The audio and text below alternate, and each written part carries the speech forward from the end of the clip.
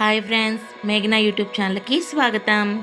ఇప్పుడు మేము కాకినాడ జిల్లా పెద్దపూడి మండలం గొల్లల మామిడాడ శ్రీ కోదండ రామచంద్రమూర్తి ఆలయానికి అయితే వచ్చేసాం. లోపలికైతే వెళ్తున్నాము. ఇక్కడ స్వామివారిని దర్శనం చేసుకోవటానికి ఈ సీతారాముల విగ్రహాలని ద్వారంపూడి సుబ్బిరెడ్డి గారు, ద్వారంపూడి రామిరెడ్డి గారు 1889 సంవత్సరంలో చిన్న రాతి విగ్రహాలుగా ప్రతిష్ఠించినారండి. గుడి లోపలికైతే వెళ్ళిపోయామండి.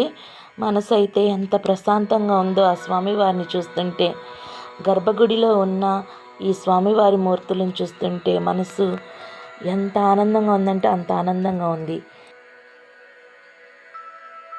రెండో అంతస్తులో అయితే అద్దాల మండపం అండి. ఇదేనండి అద్దాల మండపం. అద్దాల మండపంలోకి అయితే వచ్చేసాము. ఇక్కడ స్వామివారిని అయితే చూడొచ్చు. ఈ అద్దాల మండపం 1975 సంవత్సరంలో అయితే నిర్మించారండి. చుట్టూతా మొత్తం అన్ని అద్దాలేనండి.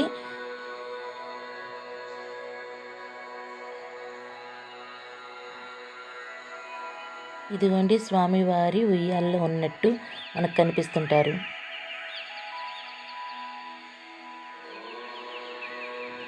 ఇదిగోండి ఇటు నుంచే గోపుర దర్శనానికి అయితే వెళ్ళాలండి. మనం గోపురం దర్శనం అయితే చేసుకోవచ్చు.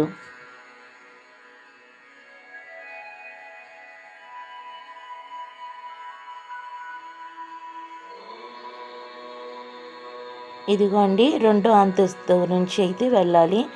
మెట్లు అయితే చిన్న చిన్న మెట్లు అండి. అసలు అంత చీకటిగా ఉందంటే అంత చీకటిగా ఉంది. ఇదిగోండి రెండో అంతస్తు నుంచి అయితే చూడొచ్చు. ఇది స్వామివారి గోపురం అండి. ఇదిగోండి గర్భగుడి ఉండేది మాత్రం ఇదే. స్వామివారి ప్రతిరూపం అయితే ఇక్కడ కనిపిస్తూ ఉంటుందండి. విష్ణుమూర్తి అవతారాలన్నీ అయితే మనకి ఈ గుడి మీద అయితే మనకు కనిపిస్తూ ఉంటుంది. ఇదిగోండి మూడో అంతస్తు నుంచి అయితే చూస్తున్నాము. ఇక్కడ నుంచి ఊరంతా ఎలా కనిపిస్తుందో చూడండి. ఈ గుడికండి 2 గోపురాలు అయితే కనిపిస్తాయండి. ఒకటి తూర్పు గోపురం, రెండోది పశ్చిమ గోపురం.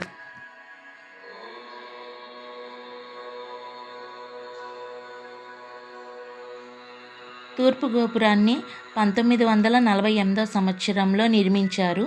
9 అంతస్తులు 160 అడుగుల ఎత్తులో ఉంటుంది. అలాగే 1956 సంవత్సరంలో పశ్చిమ గోపురాన్ని నిర్మించారండి. ఇది 11 అంతస్తులు 200 ఎత్తు ఉంటుందండి. ఈ గోపురాల పైన రామాయణం, మహాభారతం, భాగవతం అన్నీ శిలల రూపంలో మనకి కనిపిస్తూ ఉంటాయండి. విగ్రహ రూపంలో అన్నీ చూడొచ్చు. ఇదిగోండి అన్నప్రసాదానికైతే మేము వెళ్తున్నాము. ఇక్కడ ప్రతిరోజు అన్నప్రసాదం అయితే దొరుకుతుందండి. ఉదయం 11 గంటల కాడ నుంచి మధ్యాహ్నం 3 వరకు అయితే అన్నప్రసాదం అయితే దొరుకుతుంది. అలాగే 3 తర్వాత ఎవరైనా భక్తులు వస్తే వాళ్ళకు కూడా వండి పెడతారు. అలాంటి ఇబ్బంది అయితే ఏమీ ఉండదు. ఈ ఆలయ వారసుడు అనువంశిక ధర్మకర్త శ్రీ ద్వారపూడి శ్రీరామ మురళీకృష్ణ శ్రీనివాసరెడ్డి ప్రతిరోజు నిత్యము అన్నప్రసాదము జరిపిస్తున్నారండి. ఈ శ్రీ కోదండ రామచంద్రమూర్తి స్వామి వారి అనుగ్రహము ఇప్పుడు మన మీద ఉండాలని మనస్ఫూర్తిగా కోరుకుంటున్నాను. ఈ వీడియో కనుక మీకు నచ్చినట్టయితే లైక్ చేయండి, షేర్ చేయండి, కామెంట్స్ కూడా పెట్టండి. Bye bye.